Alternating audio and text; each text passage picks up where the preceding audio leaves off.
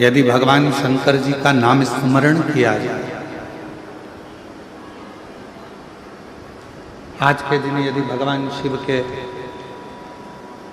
नामों को जपा जाए या भगवान शिव के नामों का स्मरण किया जाए या स्कंद भगवान के पवित्र चरित्र का स्मरण किया जाए तो भगवान शिव की अनुपम कृपा आप और हम पर होती है। केवल वर्ष भर में आज का ही दिन ऐसा होता है स्कंद षष्ठी का कि यदि परिवार का कोई सदस्य यदि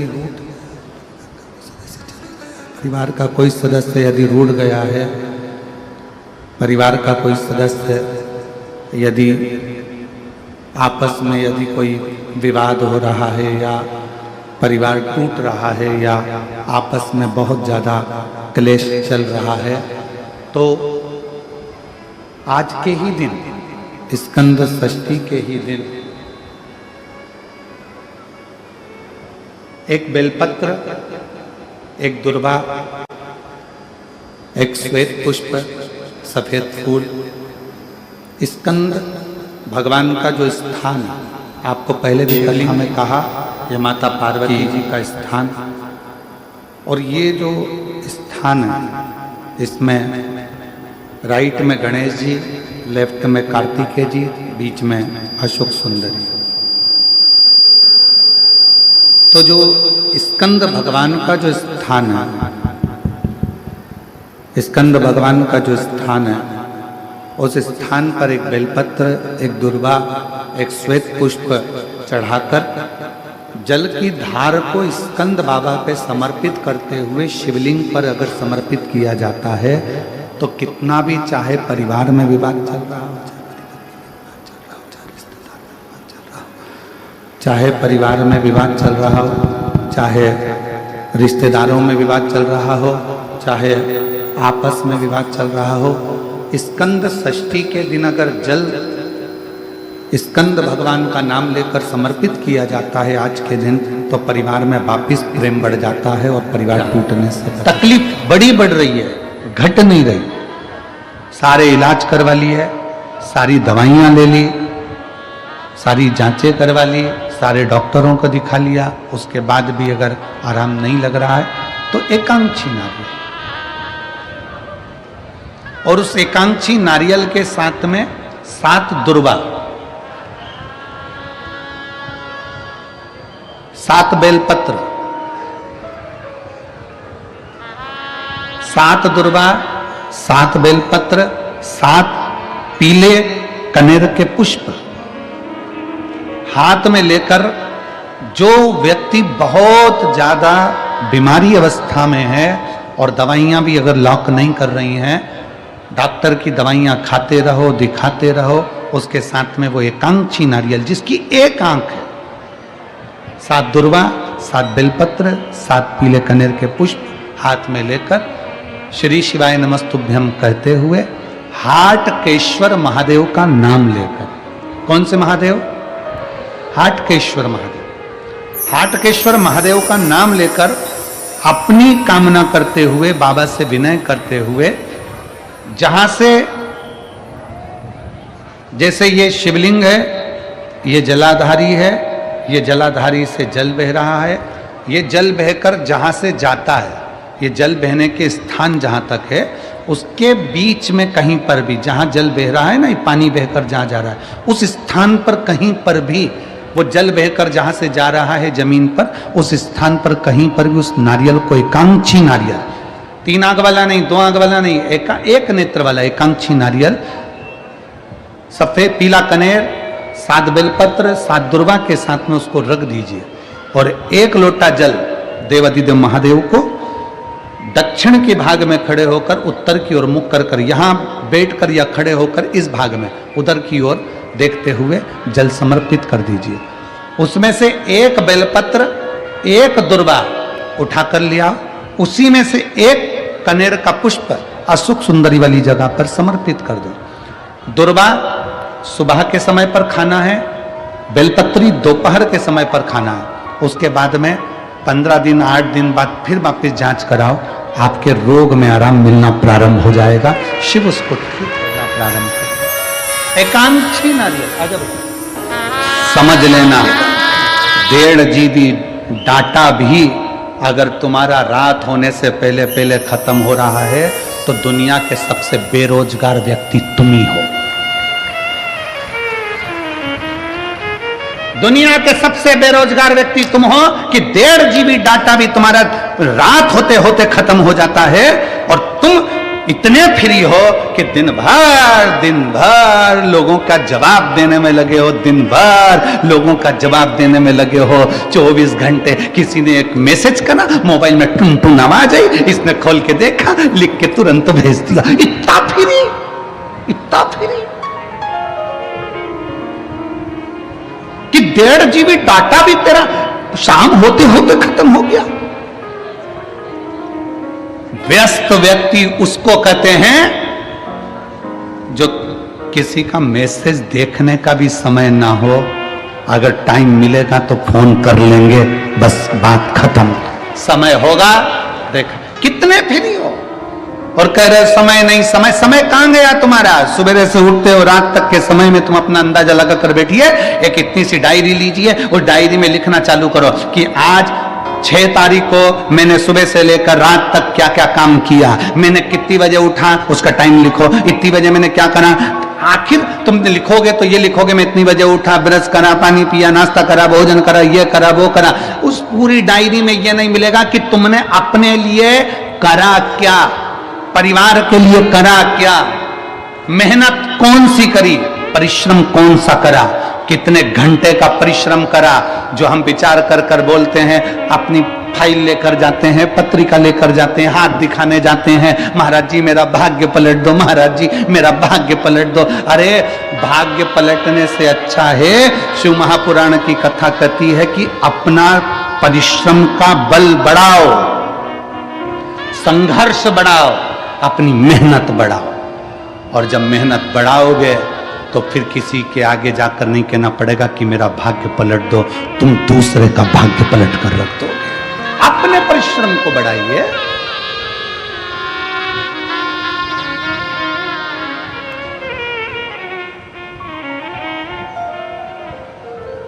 संसार सागर में व्यर्थ पड़े हो, व्यर्थ। पूरी शादी देख लो शंकर भगवान की, शंकर भगवान की शादी में कितनी प्लेट उठी,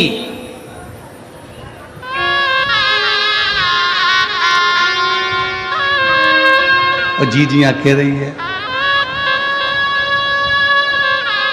शंकर जी की शादी में कितनी प्लेट उठी,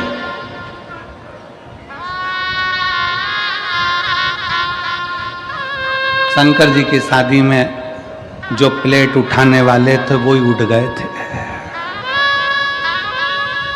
क्यों? क्योंकि भगवान शंकर देखते हैं कि पैसे वाला व्यक्ति जब शादी करता है तो थोड़ा वृद्धाश्रम में डोनेशन दे देगा, थोड़ा अनाथालय में डोनेशन दे देगा, थोड़ा कौड़ी हॉस्पिटल में डोनेशन दे देगा। पर मेरे महादेव ने डोनेशन नहीं दिया, मेरे महादेव ने इनविटेशन दिया कि सब मेरी शादी में आओ, सब मेरी शादी में आओ। भूत, प्रेत, डाकनी, पिशाचनी, चुड़ैल, भयंकर, राक्षस, असुर, गंधर्व, देवता, नाग, सब मेरे विवाह में पहुंचो, सब पहुंचो।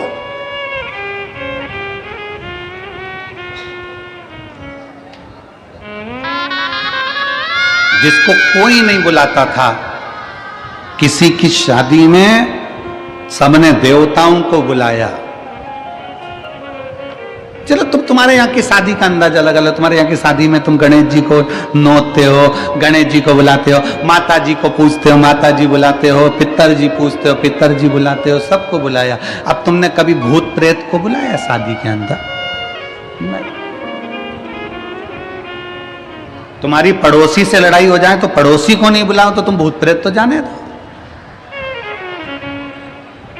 कौन बुलाता किसको? कोई किसी को नहीं बुलाता। पर मेरे बाबा विश्वनाथ ने, मेरे बाबा ओघड़दानी ने, मेरे शंकर भगवान, मेरे भूतनाथ भूतेश्वर मेरे शंकर ने बुलाया। और भगवान शंकर ने किसी करोड़पति धनपति वैभवपति को नहीं, मेरे शंकर भगवान ने डमरू बजाकर सब नाग किन्नर गंधर्व असुर सबको बुला लिया। जो भूत है प्रेत है सबको बुला लिया, सब।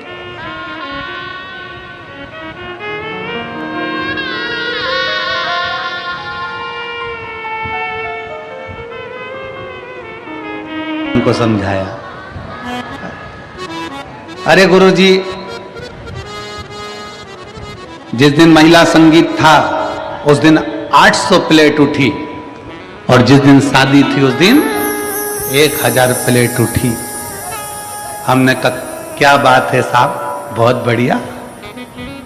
हमने कहा क्या जोरदार बात है कि शादी में कितनी प्लेट, जम के बोलो, 1000 प्लेट उठी, और महिला संगीत में 800 प्लेट उठी। हमने उनसे कहा विश्वकर्मा जी, आप कह रहे हो कि शादी में 1000 प्लेट उठी और महिला संगीत में 800 प्लेट उठी, जब बुरा वक्त आए तब ये 1000 और 800 लोगों के हाथ तुम्हारी मदद के लिए उठ जाएं तो समझ लेना कि प्लेट उठी। खिलाया तक न, ये दुनिया के लोग हैं, वहां पर लोग कहे बिना नहीं रह सकते। और शिव महापुराण की कथा में आप किसी भूखे को अगर मिर्ची का ठेसा और रोटी भी खिला रहे हो ना, वो स्वाद लेकर खाकर कहेगा भगवान तेरा भंडार भर कर रखे, तेरे पर कृपा कर। अरे आई, ए आई, बड़ी कृपा कर, मेरा मुंह छुट्टा करा दिया। भगवान तेरे भंडार भर कर रखे, तेरे पर कृपा करके रखे।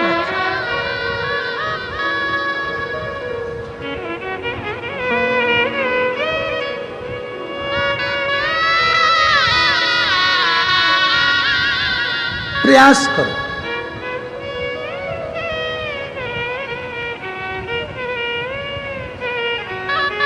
हम बहुत अच्छा किसी को नहीं दे सकते, पर थोड़ा तो अच्छा दे सकते हैं।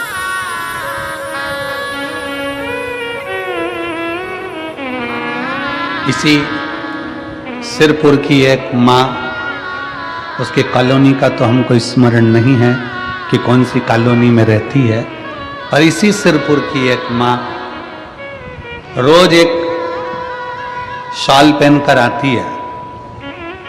हो सकता है उसके पुराने शॉल हो, रोज एक शॉल पहनकर आती है, और कहीं पर भी कथा में बैठ जाती है, और पास में जो माँ बैठी रहती है उसको देखती है कि इसके पास नहीं है, अपना जाते जाते शाल उसको देकर चली जाती है, और बड़े प्रेम से घर पहुंच जाती। फिर दूसरे दिन वो शाल ले आती। अब उस माँ का तो हम कॉलोनी का नाम नहीं जानते, पर वो माँ जसवंती बाई करके कोई नाम है, उसने कहा कि हमने पूछा माँ तुम्हारे पास में इतने साल है क्या? नहीं, मैं मेरी पड़ोसन से बोल दी तेरे पास पुराने साल कितने रखे? मेरे घर के जितने साल थे मैं तो बाटी आई, और उसके घर में पुराने पड़े थे, कोई काम नहीं आ रहे थे, मैंने उसको निकलवा लिया। बहू से का प्रेस कर दे, प्रेस करके मैं पहले ओढ़ती और ओढ़कर कथा में जाकर बैठ कर उसको उड़ा कर आ जाती। पुण्यता तो है, तुम्हारे पास में जो है तुम वही तो परमात्मा को दोगे। हम आपसे कभी नहीं कहे कि आप अंबानियां, धन दौलत संपदा सत्ता वैभव किसी को दो, पर इतना जरूर याद रखो कि अपने को जो परमात्मा ने दिया है वो तो दो। एक कथा आती है, बड़ा सुंदर कथा है। एक राजा अपने नगर में सूचना करवा दिया, सुबह 9 बजे से शाम को 5 बजे तक जो मेरे दरवाजे पर आएगा उन सबको सोने की असरफियां, किसी को पीतांबर, किसी को हीरा, किसी को मोती में बांटूंगा। रोज 1 हफ्ते तक मुझे बांटना है। कितनी बजे से कितनी बजे तक? जम के बोलो जरा। सुबह 9 बजे से शाम को 5 बजे तक बांटूंगा। लग गए लोग लाइन में आके, सुबह 9 बजे लोग लाइन में आकर लगे। जैसे ही लाइन में आकर लगे, एक व्यक्ति सबसे आखिरी में लगा। जब जैसे ही दरवाजे पर पहुंचा, वैसे ही शाम की 5 बज गई। 5 बजी, 5 बजते से ही वो व्यक्ति ने सोचा मुझे तो मिला नहीं, सवेरे जल्दी आ जाऊंगा। रात को 3 बजे जागा और 3 बजे आके लाइन में खड़ा हो गया। 3 बजे रात को लाइन में आकर खड़ा हुआ। सबसे पहले नंबर उसका था, आगे बढ़ने लगा। 9 बज गई, आगे बढ़ रहा था। पीछे एक व्यक्ति रो रहा था। रोते रोते बोला, भैया मुझे पैसे की बहुत ज़रूरत है, मेरा बेटा बीमार पड़ा है, मुझे पहले ले लेने दो। उसने कहा तू चले जा। उसने उसको आगे कर। फिर पीछे कोई आया, उसने कहा भैया मेरी पत्नी को बहुत तकलीफ है, तू आगे हो जा। भैया मुझे ये तकलीफ है। उसने सबको आगे कर दिया, वो पीछे रह गया। 5 बज गई, बंद हो गया दरबार। 5 बजे बंद हुआ। दूसरे दिन फिर वो सुबह आकर 3-4 बजे से खड़ा हो गया। आज तो मैं लेकर ही मानूंगा। फिर कोई पीछे आ गया, भैया मुझे जरूरत है, भैया मैं कर्जे में लदा लूं, मैं ले आगे आ जा। फिर 5 बज गई। 5 दिन निकल गए। वो व्यक्ति आखिरी में 5 दिन तक असरफी लेकर नहीं जा सका। 6ठे दिन राजा का ध्यान गया कि ये रोज मांगने आता है और रोज दरवाजे पर खड़ा होता है। राजा ने उसको बुलाया, इधर आ।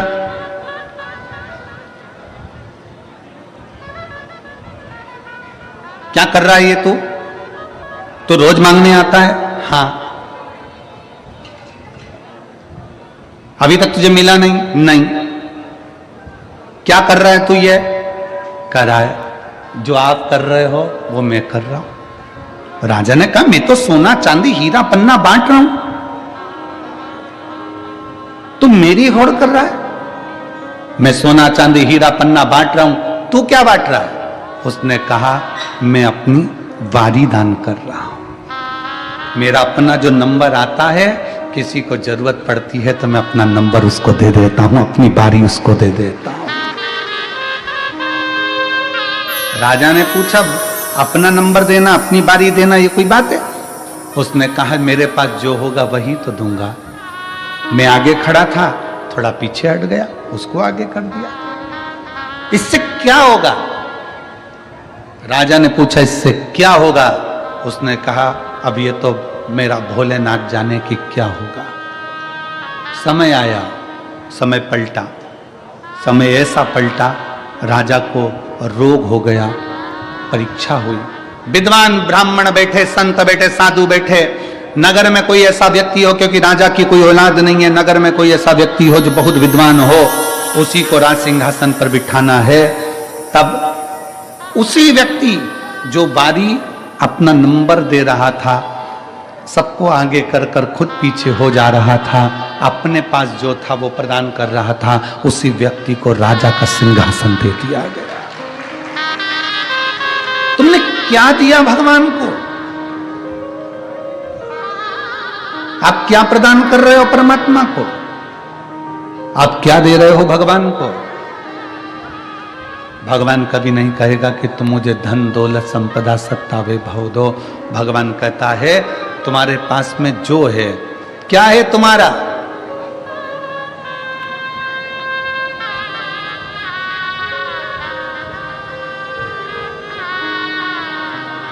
तुम्हारा अपना क्या है?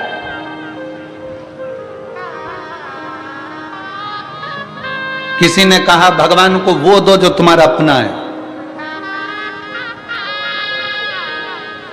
जल तुम्हारा अपना है? जम के बोलो जरा। पैदा हुए थे तो लेकर आए थे ऊपर से। किसी ने कहा बेलपत्र दो, बेलपत्र हमारे पेड़ की है, हमारे वृक्ष की है। तुम्हारी है? बेलपत्र भी तुम्हारी नहीं है, जल भी तुम्हारा नहीं है, जो भोजन का भोग लगा रहे हो वो अन्न भी तुम्हारा नहीं है। भगवान को अगर वस्त्र दिया तो वस्त्र भी तुम्हारा नहीं है। जनेऊ दी वो जनेऊ भी तुम्हारी नहीं है, अबीर गुलाल चंदन दिया वो भी तुम्हारा नहीं है। केवल मनुष्य के पास अपना केवल एक दिल है, वो भगवान को दे दो, भगवान तुम्हारा हो जाए।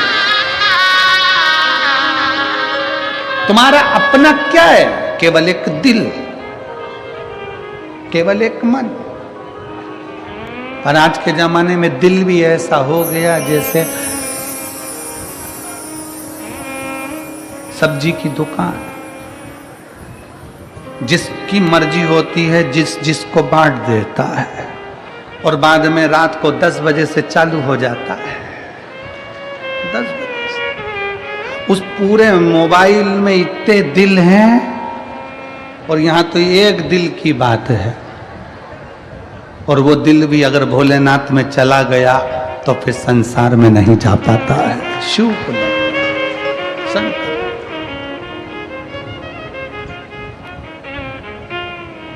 इतने लोग संसार में पड़े हुए हैं।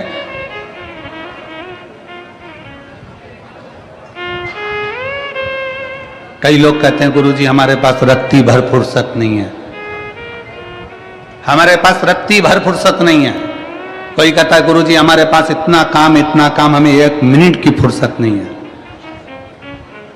1 मिनट की फुर्सत नहीं। तो फिर हमने कहा एक बात बताओ, तुम्हारे मोबाइल में डाटा है क्या? क्यों? हमारा वाईफाई कनेक्ट कर लो, उससे क्या होगा? हमने कहा हमारा मोबाइल चल जाएगा। अरे गुरुजी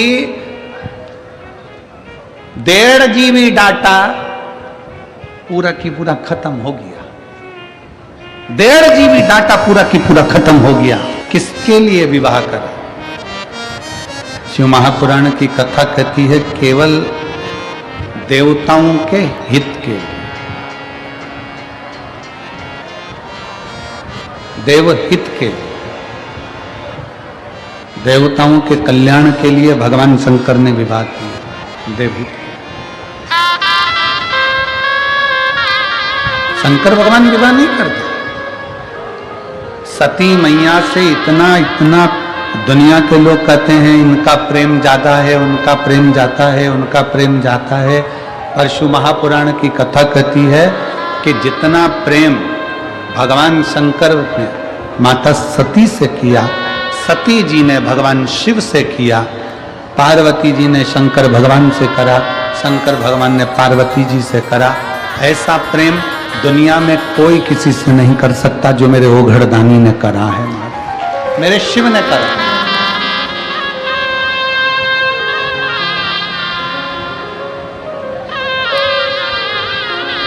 लोग कहते हैं गुरुजी हम महाकाल की नगरी में जाएं, उज्जैन की नगरी में जाएं, महाकालेश्वर बाबा की नगरी में उज्जैन जाएं।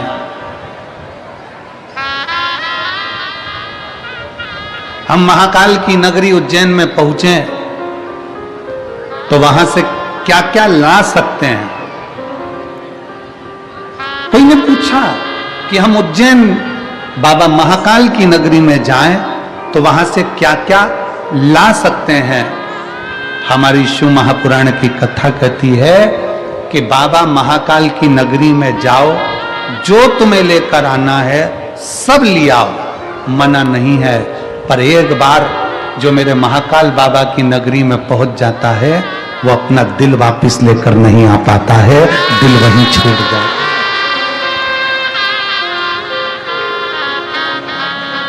जो महाकालेश्वर बाबा की नगरी में जाता है, मेरे महाकाल की नगरी उज्जैनी में जाता है, जो मेरे महाकाल बाबा के चरणों में जाता है, वो उज्जैन से महाकाल की नगरी से सब कुछ वापिस ला सकता है, पर अपना दिल नहीं ला सकता, क्योंकि दिल तो मेरा महाकाल रख लेता है, हृदय तो मेरा महाकाल रख लेता है। वो कहते हैं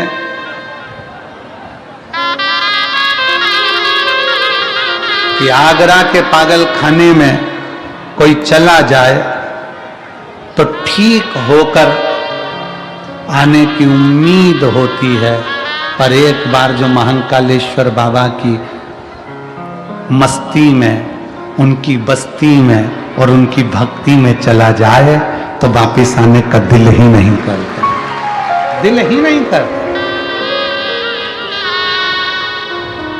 काल अधिपति महाकाल है,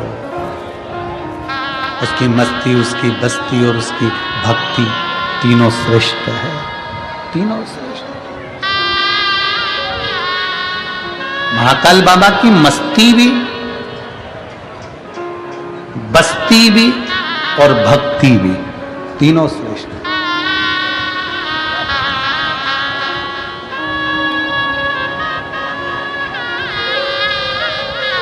शिव तत्व कर रहा है। शंकर भगवान विवाह करने को तैयार नहीं थे, विवाह तो उन्होंने देवताओं के लिए करा। मेरे ओगरदानी ने, मेरे शंकर भगवान ने विवाह स्वयं के लिए नहीं, देवहित के लिए करा।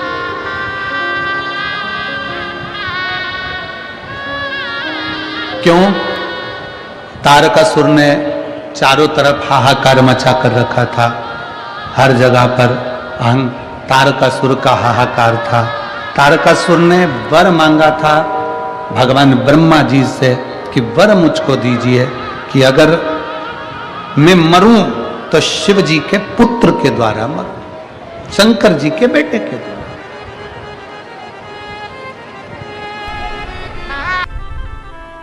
पांचवा, महाराज, कुसा का आसन मस्तिष्क के दर्द को भी रोक लेता है। कुसा का आसन,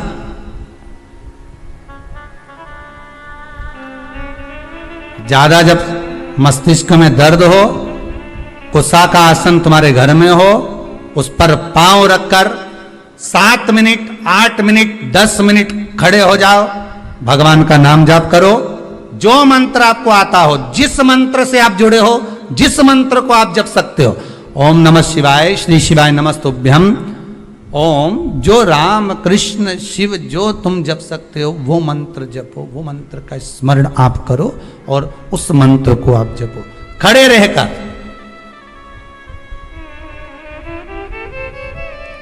10 मिनट लगेंगे, एक टेबलेट नहीं खाना पड़ेगी, सिर दर्द बंद। कुसा के आसन में वो तेज पुंज होता है, कुसा के आसन में वो बल होता है, कुसा के आसन में वो बलता रहती है महाराज, कुसा के आसन में वो तेज पुंजता रहती है। आपके पूछेगी, आपको वो बल प्राप्त, भगवान शंकर के गण पूछेंगे, तुमने ताली बजाई, हुजूर बोलिए क्या बात है, बस ये मेरे को नरक ले जा रहे हैं, 94 तरह का नरक में डालने की बात कर रहे हैं मेरे को, मैं कौन समझ जा, बस मेरे को नरक में डालने की बात कर रहे। अब बोलो। तो प्रदोष तुरंत सामने आके खड़ी हो गई, क्या बात करते हो साहब, इनने 11 प्रदोष का व्रत करा है, इनने 26 प्रदोष करी, तो कि करी तो खूब सारी, पर इसने उद्यापन एक का भी नहीं करा है, तो भले नहीं करा पर व्रत तो कि सील रजिस्ट्री होगी प्लाट पे तो मकान बनाने में दिक्कत नहीं आएगी, कब्जे की जगह पे अगर मकान बना होगा तो कभी भी सरकार खाली करा दे, तो सील लगवाओ, उद्यापन की थप्पा लगना चाहिए कि हमने इतना हमारा खाते का है। यहां तो लोग भागवत जी कराते हैं तो भी उद्यापन करते हैं, बोलो होता कि नहीं होता? 7 दिन की भागवत के बाद हवन होता है, बोलो तो होता है नहीं? शिव महापुराण के उद्यापन में शिव पुराण पूरी होती है तो अभिषेक होता है, रोज भी होता है और आखिरी दिन बड़ा अभिषेक हो जाता है, उद्यापन तो है नहीं। भागवत पूरी होए तो लोग भंडारा करें, शिव पुराण पूरी हो तो भी लोग प्रसाद पावे, तो ये एक उद्यापन का महत्व हर जगह कि इसका पुण्य इनके खाते में जाना चाहिए, उनके खाते में पहुंचना चाहिए।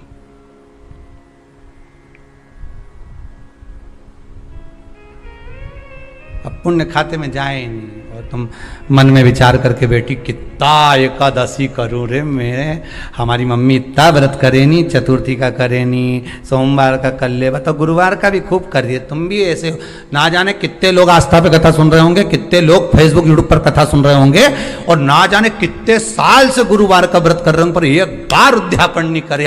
अब उद्यापन नहीं कर, ये इतना सारा गुरुवार का व्रत गया कहाँ? हम तो खूब कर। ऊपर जाते से तुम भगवान गुरु महाराज से लड़ोगे, बृहस्पति देवता से, क्यों हमारा व्रत कहाँ गया? हमने तो इतना करा था।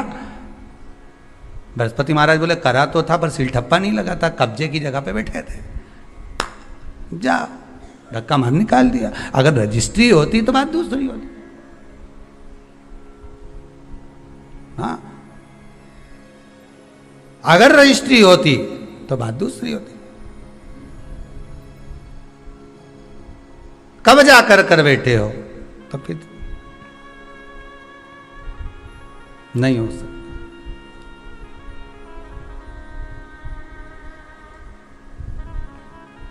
सील ठप्पा लगाना चाहिए।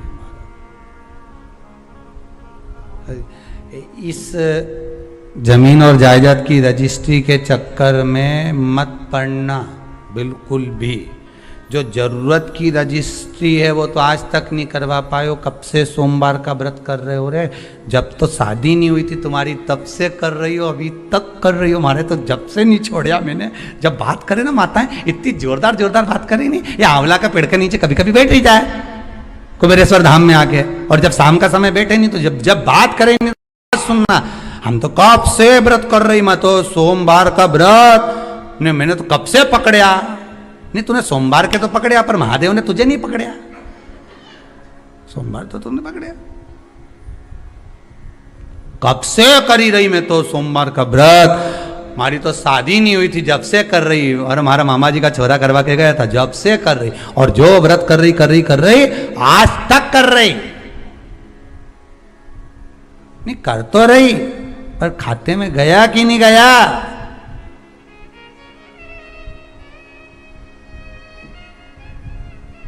चेक तो करो कि तुमने जो विठले सेवा समिति को जो दक्षिणा दान दी है, मंदिर के लिए, गौशाला के लिए, वृद्धाश्रम के लिए, भोजन भंडारे के लिए तुमने अमाउंट डलवाया है, वो सही जगह पहुंचा कि नहीं पहुंचा? पहले पूछो तो फोन लगा के ऑफिस में, क्यों महाराज जी आ गया कि नहीं आया? तब वो चेक करे तो फिर मैसेज करे तुम्हारे पास में कि यहाँ पहुंच गया, रसीद आ गई, यहाँ पहुंच गया, तो बात। अब मालूम पड़े तुमने डाल दिया और तुमने सोमवार का व्रत कर लिया और वो खाते में ही नहीं जुड़िया, तो मतलब क्या हुआ उसका थोड़ा तो फल तुम्हारे खाते में जाएगी। जीजियों कितनी मेहनत से करो रही तुम लोग, ईमानदारी की बात बताओ, कितनी मेहनत कर। ये भाई लोग शनिवार का व्रत कितनी मेहनत से करें, इनसे भूखा नहीं रिवाए तो भी दुकान पे निकाल के मूंगफली का दाना खा जाए, पर व्रत तो करे। भले वो किराना की दुकान में सामान निकाल के खा जाए, पर व्रत तो करे। मखाना व्रत को सेफ कर लेना। समझ में आया सबको?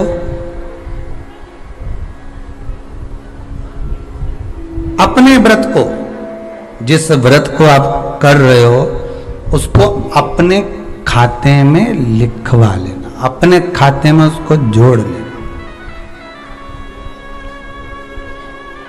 घर में पैसा तो बहुत है, धन वैभव बहुत है, तुम्हारे खाते में कितना?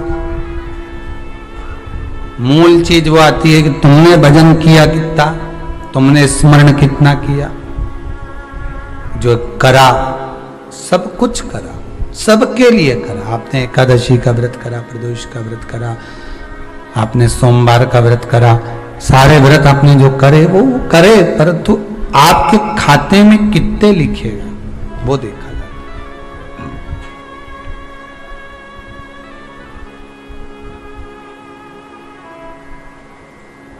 वैसे तो मुझे उम्मीद है, हमको इस व्यासपीठ से तो उम्मीद है कि आप लोगों ने सबने जितने व्रत आप करती हो तो अध्यापन जरूर करे होंगे। वैसे तो सब लोग जो समझदार हैं वो तो करते ही करते हैं, उनको तो मालूम ही होगा। पर अगर रह गए हो, नहीं कर रहे हो, तो प्रयास करिएगा। जो भी आप व्रत 26 व्रत कोई से भी आपके जैसे पूरे अधिक मास के हर महीने के जब व्रत पूर्ण हो जाए तो प्रयास करा करो कि हम जो है रिटर्न बढ़ा, प्रयास करा करो कि हम व्रत का उद्यापन अवश्य करें। उद्यापन मूल है। व्रत की एक एक बात को हमको समझना है, व्रत की एक एक चरित्र को हमको। ब्राह्मण की पत्नी, कोई ऋषि की पत्नी, कोई साधु सन्यासी तपस्वी साधक की अर्धांगिनी शिव की आराधना में डूबी हुई थी, शंकर की आराधना कर रही थी। जब भगवान शिव की आराधना में डूबी हुई है, आराधना कर रही है, ये कुछ पाने के लिए चली गई,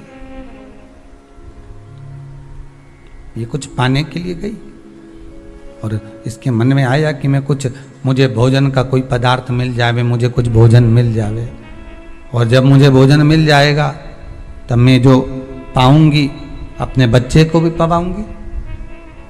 पर जिस मंदिर में वो प्रवेश करी थी, जहां पर नारी पूजन कर रही थी शंकर की प्रदोष काल में, वहां पर पड़ी हुई कुछ वस्तु को इस ब्राह्मणी ने मांग लिया।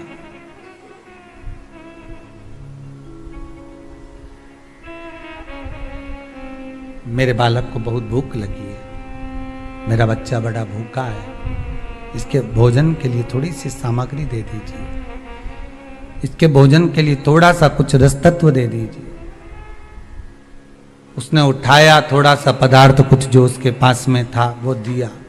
जब दिया तो देने के बाद जब उसे प्राप्त हुआ और होने के बाद में जब वो मिल गया उसको, तो उसने उस समय पर उस पदार्थ को जैसे ही मुख में लिया, लेते ही कहा इसमें तो स्वाद नहीं है।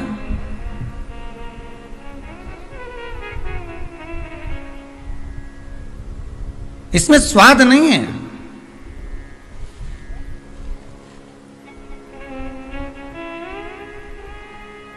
उस ब्राह्मणी ने बड़ा सुंदर एक संवाद कहा।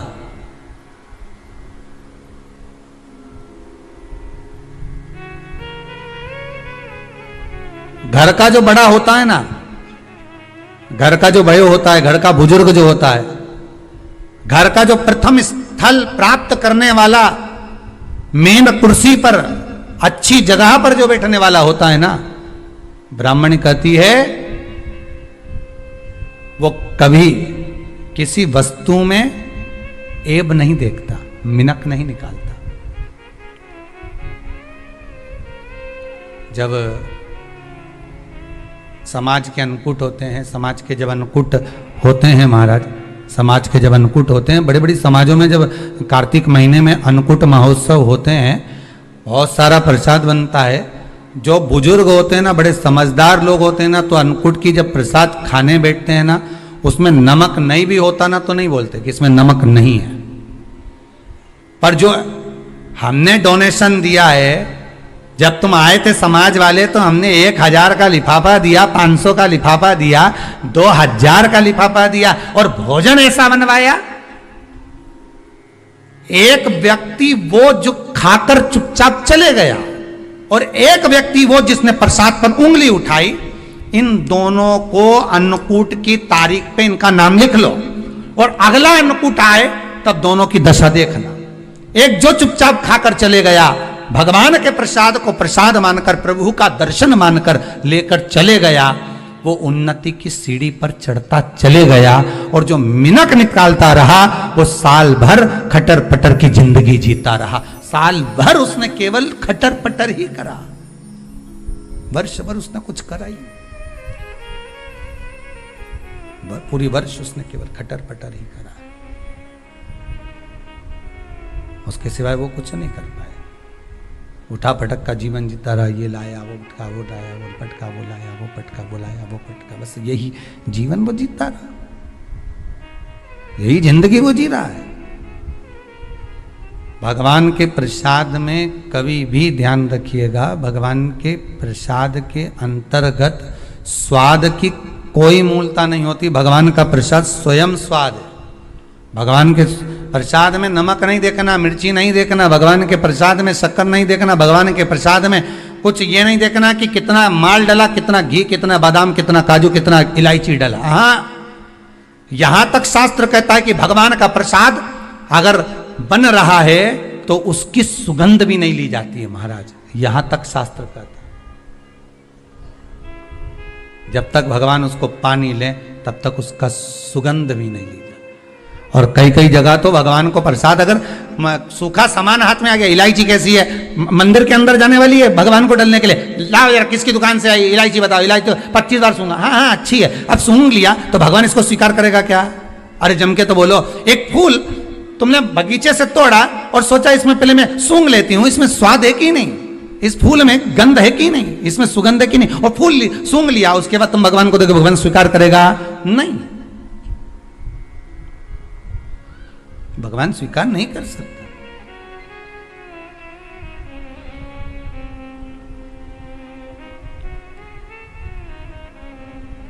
धनिया पाउडर आया सब्जी में डालने के लिए, कैसी गंध है, सूंघ लिया, वो तुम डाल दिया, वो उसका कोई स्वाद नहीं है, उसका कोई महत्व नहीं, भगवान उसको स्वीकार नहीं कर सकता, भगवान उसको स्वीकारेगा नहीं।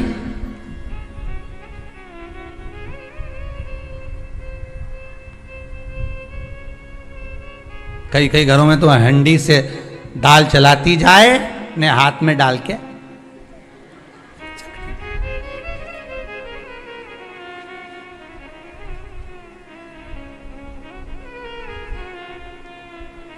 यहाँ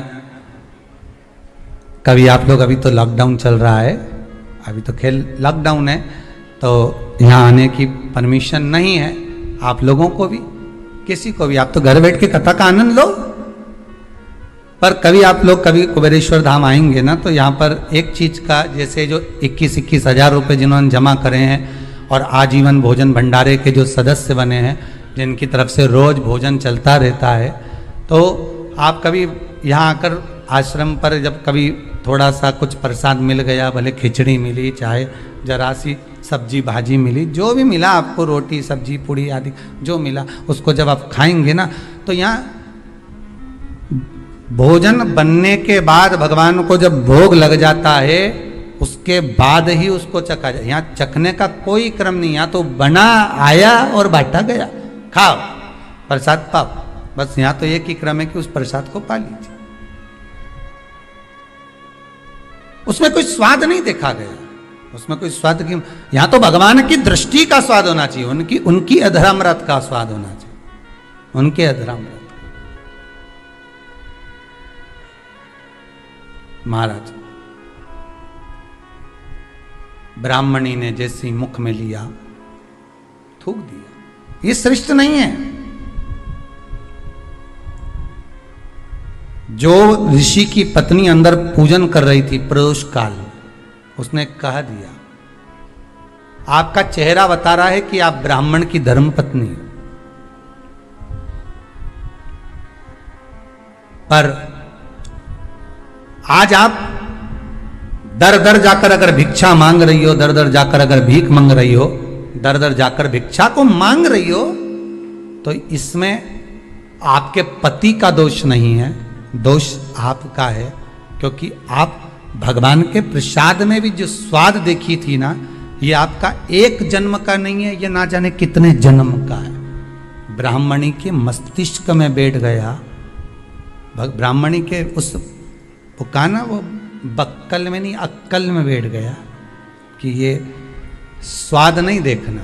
इसलिए प्रदोष व्रत के अंतर्गत ब्राह्मणी ने उस दिन से विचार कर लिया कि जैसे आप पूजन कर रही हो, जैसे आप अर्चना कर रही हो, जैसे आप आराधना कर रही हो, ऐसी आराधना, ऐसी पूजन, ऐसी भक्ति मैं भी करूंगी, ऐसी आराधना मैं भी करूंगी। अब मैं स्वाद नहीं देखूंगी। तो प्रदोष व्रत करने वाले को ध्यान रखना चाहिए कि नमक का सेवन ना करे, नमक को ना खाए, भोजन ना करे, फलाहार करिए, फल का आहार करिए, प्रयास करिए। और यदि आपने व्रत का ले लिया भोजन का कि हम तो एक टाइम फलाहार करेंगे, एक टाइम भोजन करेंगे, ऐसा भी कई लोग प्रदोष ले लेते हैं, तो वो बात आपकी है, आप तक रखो, ठीक है, अपने मन तक, ठीक है, बाबा आपकी मनोकामना पूर्ण करे, वो भी भाव रखो। शाम का समय हो, ब्राह्मणी रोज प्रतिदिन शंकर जी के मंदिर में शाम के समय पर जैसे ही प्रदोष आता और शिव जी के मंदिर में चली जाती, अब उसने प्रदोष का व्रत करना प्रारंभ कर दिया, शंकर की उपासना प्रदोष काल में करना प्रारंभ कर दी। समय आया, ये ब्राह्मणी अपने बच्चे को लेकर जा रही थी। मात्र 4 प्रदोष ही निकले थे, केवल 4 प्रदोष निकले थे। ब्राह्मणी लेकर जा रही थी अपने बच्चे को। सामने एक कोई बालक भूख से विलकता हुआ सामने आकर खड़ा हो गया। उसने भी अन्न का भाग मांगा। मुझे भूख लगी है, मेरे उदर में कुछ अन्न का भाग नहीं है, आप मुझे अन्न का भाग दे दीजिए, मुझे थोड़ा सा भोजन दे दीजिए। वो बिलकता हुआ बालक इसके चरणों में आकर पड़ गया। माता माता माता कहकर अन्न मांगने लगा, आप मुझे कुछ दे दीजिए।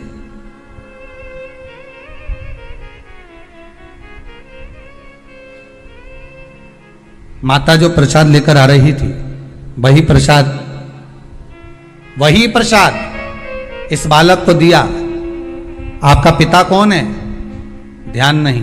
माता कौन है? ध्यान नहीं। घर ले गई ब्राह्मण उस बालक को, पाल पोस कर दोनों बच्चों को बड़ा करा। बच्चा जब बड़ा हुआ, बड़ा होने पर विदर्भ राज के राज्य का युवराज था ये। इसके राज्य पर आक्रमण कर कर इसके माता पिता को मार दिया गया था और उपद्रवियों ने उस पर कब्जा कर लिया था। जब ये बड़ा हुआ, इसको मालूम नहीं कि मैं विदर्भ राज का बेटा हूं, बस ये तो चाह रहा था जाते जाते जाते जाते विदर्भ राज में प्रवेश कर कर इसने जो देखा, अपने कुछ मित्रों को एकत्रित कर कर राज्य पर आक्रमण कर दिया। आक्रमण करा, विधर्मियों को भगा दिया, खुद राजा बनकर बैठ गया। जब ये बालक राजा बनकर बैठा तो ब्राह्मणी का जो पुत्र था उसको मंत्री बना लिया। पर इसको समझ नहीं आया, मेरा इतना बड़ा राज्य सब चले गया था, मुझे ये तक नहीं मालूम था कि मैं एक युवराज हूं, मैं एक नगर का राजा का पुत्र हूं, मुझे कुछ भी नहीं मालूम था। फिर आखिर मुझे ये सब कुछ वापस कैसे प्राप्त हो गया, ये समझ में नहीं आया कि इतना वैभव, इतना धन, इतनी दौलत, इतनी संपदा मुझे कैसे मिल गई, कारण क्या है, उसके पाने का मुझे क्या कैसे मिला है, ये कैसे प्राप्त हुआ है मुझे।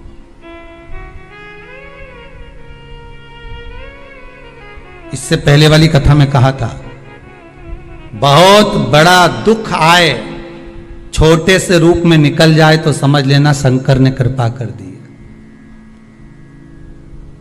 बहुत दिन से काम नहीं हो रहा था, काम तुरंत हो गया, समझ लेना शिव ने कृपा कर दी।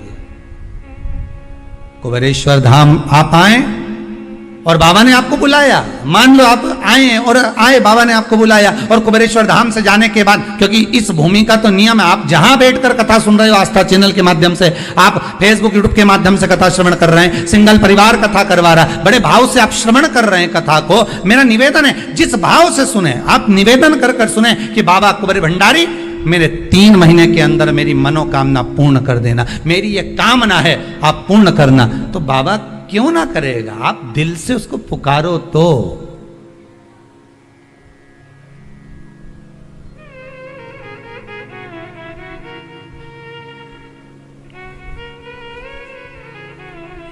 आप दिल से उसको पुकारो, क्यों नहीं आएगा।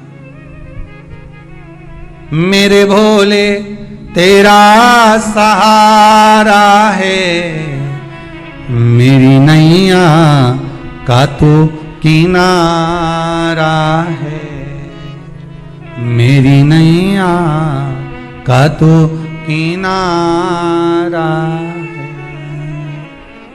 क्यों ना देगा वो।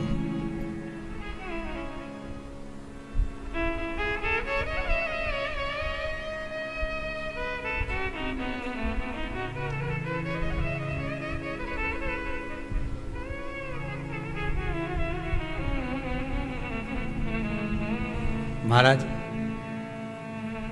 एकादशी की मृत्यु, द्वादशी को दाग, ध्यान दीजिएगा, त्रयोदशी की खारी, जो ये राख जो समेटी जाती है, कोई समेटने जाए ना जाए, तीसरा त्रयोदशी पर अगर पड़ भी गया तो महाराज उसकी राख समेटने की जरूरत नहीं पड़ती, शंकर उसकी भस्म अपने तन पर अपने आप रपट लेता है, अपने आप। त्रयोदशी मतलब प्रदोष, प्रदोष के दिन भगवान शिव उस भस्म को अपने तन पर धारण कर लेता है, जो मिल जाए शमशान में बस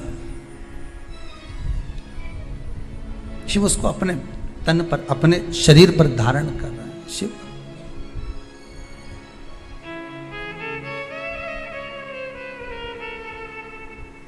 प्रदोष त्रयोदशी, महाराज ब्राह्मणी, उस राजकुमार के मन में प्रश्न उठ गया, उस ब्राह्मण के, उस राजकुमार के मन में प्रश्न उठा कि मुझे वापिस कैसे मिला। गया, जिस माता ने पाल पोस कर बड़ा करा था उसके पास पहुंचा, माता जी के पास में जाकर कहा, माँ ये तो बताओ कि मुझे ये वापिस कैसे मिल गया, मैं नहीं जानता था, कुछ भी नहीं जानता था, ये मिला कैसे, कैसे प्राप्त हुआ है। ब्राह्मणी ने कहा मुझे नहीं मालूम, पर इतना जरूर हो सकता है कि हो सकता है कि तुम्हारा पूर्व समय का कोई पुण्य प्रबल हुआ होगा, उससे मिला होगा, हो सकता है।